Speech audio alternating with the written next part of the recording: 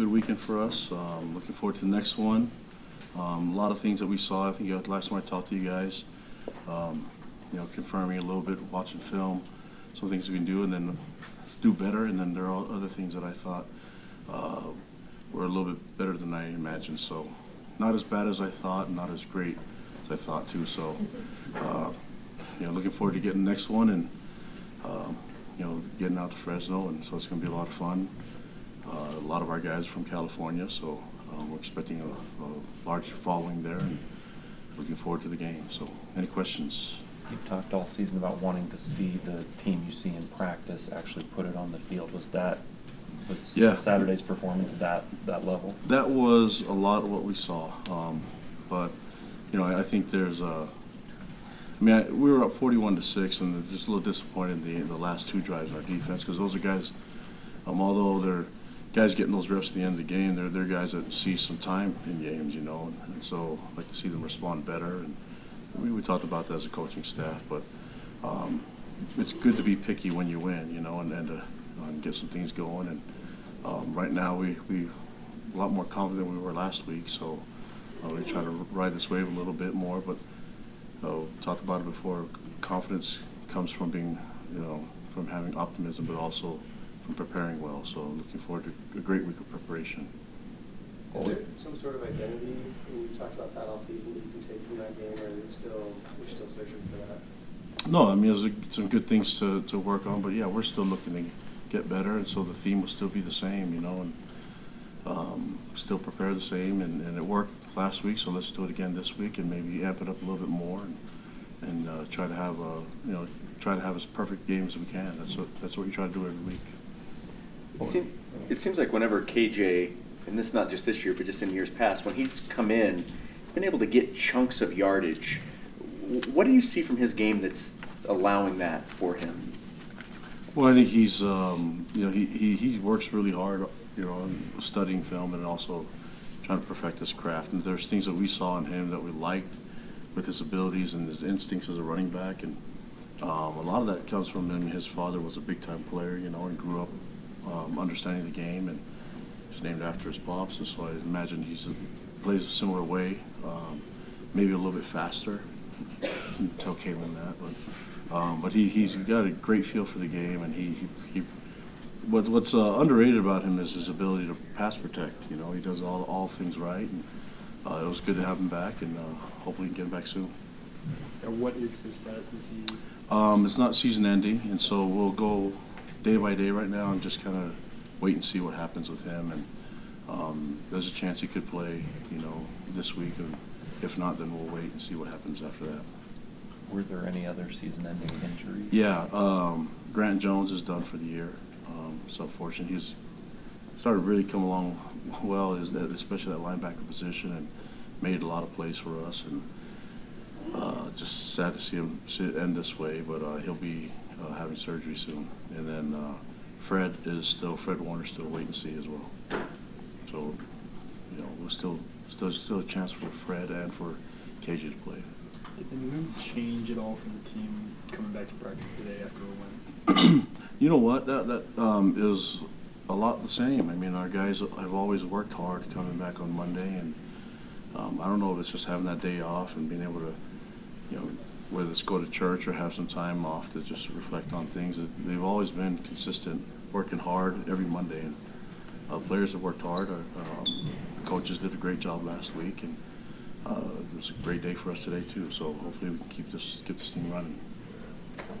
The narrative for teams in your position sometimes is nothing left to play for. But as a coach and as players, do you guys find that question kind of ridiculous? Because yeah, this is your life, basically. I think if our guys weren't really as mature as they are, like I said it at the end of the game. Remember, I said we have a team full of Eagle Scouts and returned missionaries, and so getting them motivated and it's not hard to do.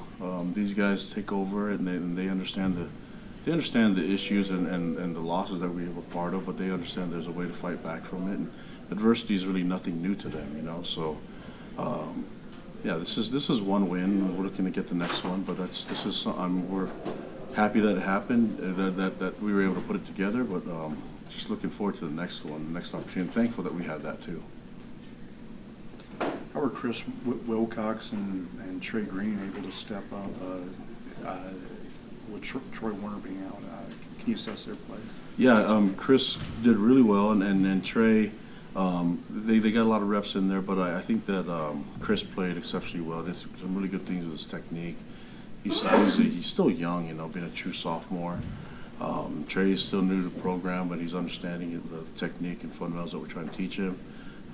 Mike Shelton's been the guy that's been there consistently, you know, and he got a pick. And so Gennaro Guilford's done a great job coaching his guys and preparing them well, and they bought into the system that we're teaching on defense, and it's working out. So it's tough to lose Troy because Troy's a dynamic player, but it's good that we have some guys that can step up and replace him. What are your early takeaways on Fresno State? Well-coached team. I mean, they have a lot of experience on that staff. One of their coaches, J.D. Williams, I worked with. He was with me at Utah, and so there's a lot of great experience and great coaching going on. You can see it on film, and they've been able to turn it around pretty quickly, you know. And I know the quarterback. He was with me at Oregon State, so Marcus McMarion. We know his skills, and I've seen him. So at least it's not that brand new for us, knowing his skills and things that he can do on the field. And what a great young man. What difference did it make for your offense to hit that first big play, to just have that success right off the bat and be able to, you know, get a chunk yardage play? No, I'm glad it happened, you know, and I thought Tanner did a good job reading his route progression and understanding not to force things, but I thought he protected the ball. On Saturday I mentioned that there's some throws that were a little bit off, you know, but I thought he protected the ball pretty well, and if it's uncatchable, at least no one else was able to catch him. The pick came off of a deflected, you know, off of Micah Simon's hands, and so I thought he protected the ball as well as he could.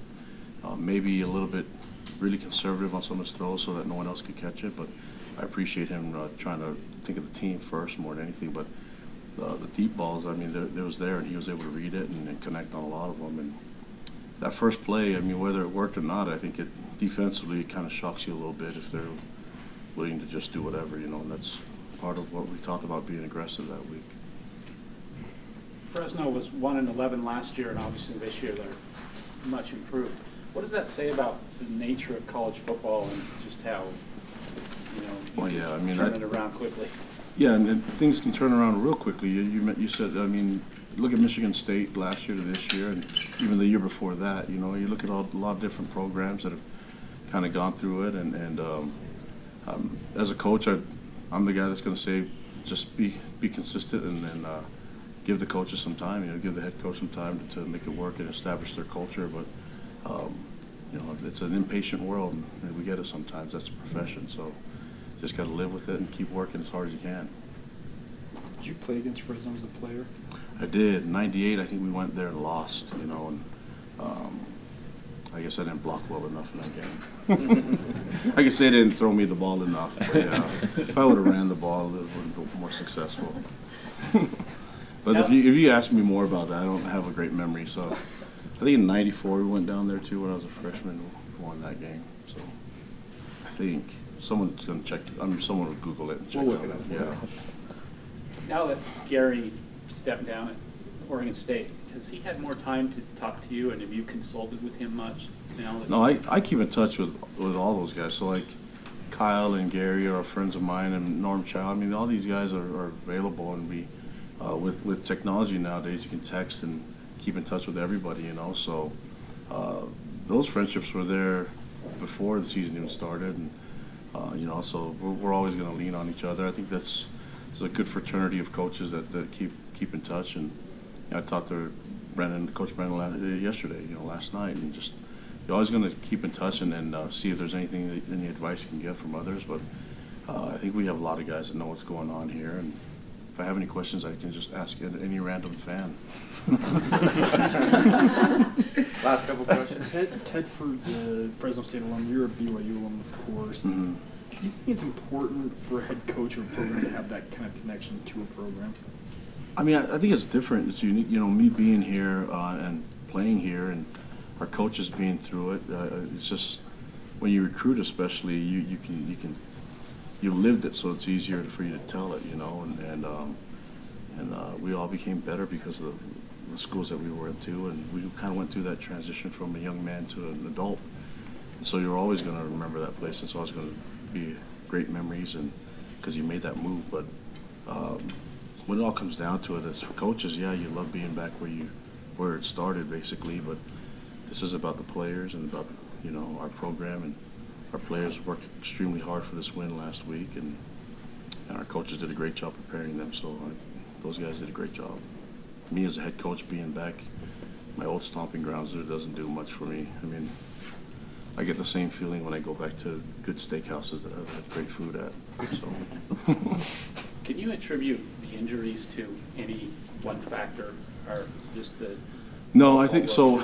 That one's always hard because I think life would be simpler if you could just name one problem, one reason why things happen, right? But there's a bunch of factors that go into it, and I don't know if we have that much time to talk about it, you know. So whether it's guys coming home from missions, or just sometimes a field surface, or sometimes the you know, just the wear and tear of football. And injuries are not brand new to this game, and you see it at all levels, whether it's Little League all the way to the NFL. So yeah, if there's a secret remedy, I think everybody would figured it out by now. So that and weight loss, I'm still trying to. If someone has a magic pill that's chocolate favorite, I'd love it. Anything else? What about challenge of just being on the road and having such a late kickoff? What kind of things will you do to kind of keep the guys occupied between that long Saturday? Well, there's a lot of football going on during the day. I think the harder ones are the late kickoffs on a weekday. You know what I mean? When you have to keep them kind of busy with meetings and stuff. And so this one, our guys love football, and they'll watch film, and they'll watch games and enjoy the college football atmosphere. And that's a lot of it. It's so much available, so many games available nowadays. So they'll have things to do with that, and meetings and eating. I was just going to ask on the injury thing, do you look for patterns, like lots of similar type of injuries? Do you have people looking at those types of things? Oh, yeah. Has that been the case this year, or has it been a wide variety? Yeah, there's a bunch of, well, I think it's more, there's been a lot of different injuries, but there's a lot of breaks and issues with I mean, I think the variety is probably widespread. I don't know if you could really narrow it down to one thing, you know, so. It's not the weight room if that's what everyone's trying to get to. We're the best strength coach in the country. So Newton Tafisi, I'll back him up 100%. The guy played at Cal, worked at Boise State. Look at his resume. You know, Boise State, Utah, went to USC, and he's doing a great job with our guys right now. So